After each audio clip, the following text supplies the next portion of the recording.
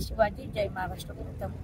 याचं प्रमुख कारण आहे दादा, आमच्या असंख्य जे स्वातंत्र्य सैनिकांचे मुलं मुली जे नोकरीला होते, सरकारी नोकरीला, त्यांना 28 ऑगस्ट 2000 ला कामावरून डायरेक्ट काढून टाकण्यात आलेले, कोणतेही कारण न देता, काहीच त्यांना नोटीस नाही, काहीच नाही, डायरेक्ट काढून टाकलेले। कोणता अभ्यास करून काढलंय त्यांनी ते त्यांनाच माहिती।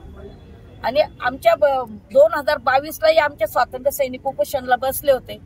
त्याही वेळेस सरकारने आश्वासन दिलं होतं की आम्ही तुमच्या ज्या राहिलेल्या मागण्या आहेत त्या आम्ही पूर्ण करू, पण अजूनही सरकारने त्या मागण्या पूर्ण केल्या नाही। अगदी त्याही वेळेस अगदी म्हातारे स्वातंत्र्य सैनिक उपोषणला बसलेले होते 2022ला, 24 सप्टेंबर 2022ला उपोषणला बसलेले। त्याही वेळेस सरकारने बोलवलं, आम्ही तुमच्या मागण्या पूर्ण करू। 5-6 जण त्यांना भेटायला गेले, बैठक झाली, पण अजूनही त्या मागण्यांचा काहीच। आणि आमचे सगळे स्वातंत्र्य सैनिक अगदी नेमाने पाठपुरावा करतायत। त्यांनी जी तारीख सांगितली त्या तारखेला तिथे जाऊन निवेदन देणे, आढावा घेणे, बोलणे सगळं झालं, पण काही अजूनही मागण्या पूर्ण नाहीत। आणि त्यातल्या त्या मागण्या पूर्ण न होता डायरेक्ट हा एवढा मोठा बॉम्ब टाकला की जवळजवळ 5000 स्वातंत्र्य सैनिकांचे पाल्य कामावरून कमी करण्यात आले 28 ऑगस्टला, असा GR काढलेला आहे।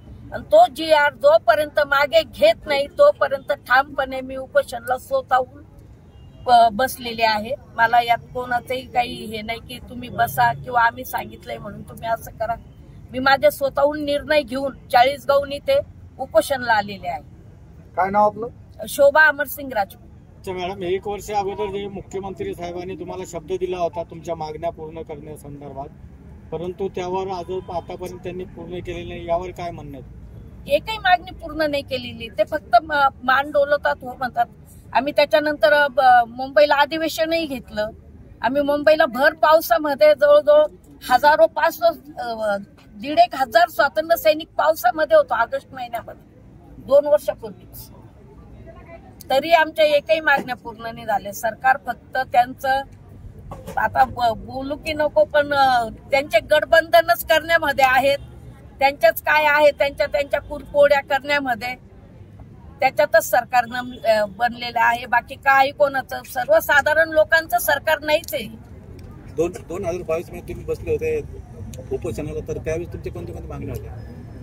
त्यावेळेस तुमचे कोणते मागण्या होते? मी पण होतो त्यावेळेस, बोला। 2029 सप्टेंबर 2022ला माननीय मुख्यमंत्री महोदयाच्या दालनामध्ये आमची बैठक झाली। त्या बैठकीमध्ये जवळपास त्याचं प्रोसिडिंग सुद्धा तयार आहे। आणि त्या बैठकीला जवळपास एवढे अधिकारी हजर होते, एवढे मंत्री महोदय हजर होते की त्या बैठकीची प्रती